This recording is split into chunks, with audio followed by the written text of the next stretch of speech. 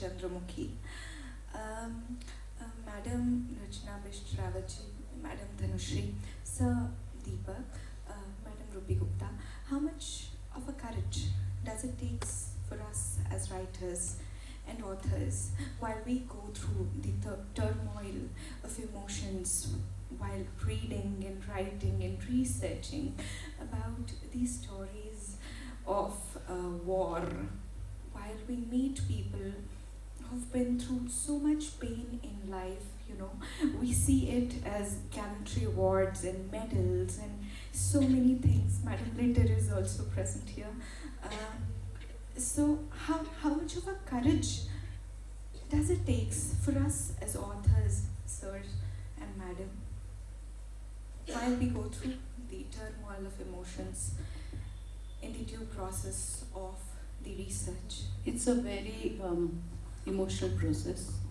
It touches you, and it is difficult.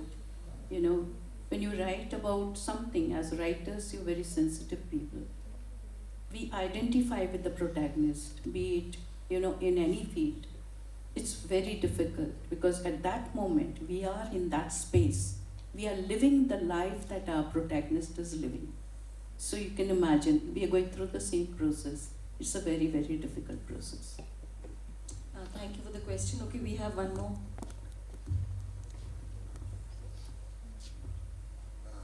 I'm Dr. Sanjeev Joshi from DRDO.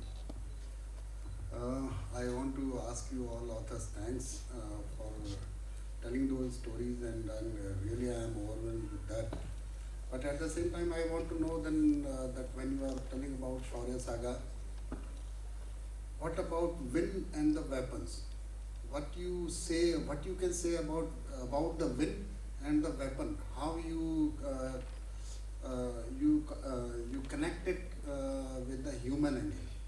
Because finally, the weapon which leads you to win. And when any weapon, or probably you may be thinking sometime that in your story, that if he would have this type of weapon, how the game would have been changed. So how have you connected any time in your stories, or if it is connected, some example of that? Okay, now I have been training and I am training IMA cadets, and in their training they are taught that their gun is actually a part of their body. So the muscle memory comes into play and the gun becomes a part of their hand actually. So, but a deeper answer if somebody would like to. If I may add on, in the 71 war, even in the 65 war, the Pakistanis had superior equipment. They had the patent tanks, they had the saber jets, we had the Centurion tanks, like Arun Khetrapal ma'am was mentioning. And it is always the man behind the machine who brings us victory. Because Pakistan is still the 71 war. Up till the 71 war, they had two myths. One was that one Pakistani soldier is equal to 10 Indians. And the other myth was that our weapons are superior to India and we will just, we'll go to Delhi in 10 days. But these myths were busted. So I always feel that to any officer I've spoken to, they have never complained to me about the weapons. They always tell कि हमको task मिला था, हमको जाना था, and we did it. So the Indian Army, I think, equipment, yes, now we are far ahead of what we were back then. But I think it's always the man behind the machine who makes the difference. I think I can understand. Sorry. I can understand his question. He's from DRDO. Yes, that's why the question. And in fact, Rachna has written about the last kukri battle, where our 2-3 Gorkhas, they from that corps, they took on the machine gun fortified village of Pakistan, and only with kukris.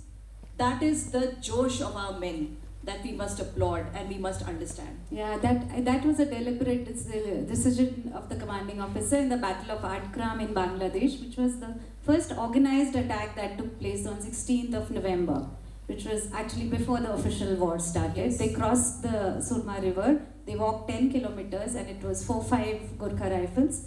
The orders for them from their CO were that they will use kukris. Yes. They had rifles, but they were told to use kukris.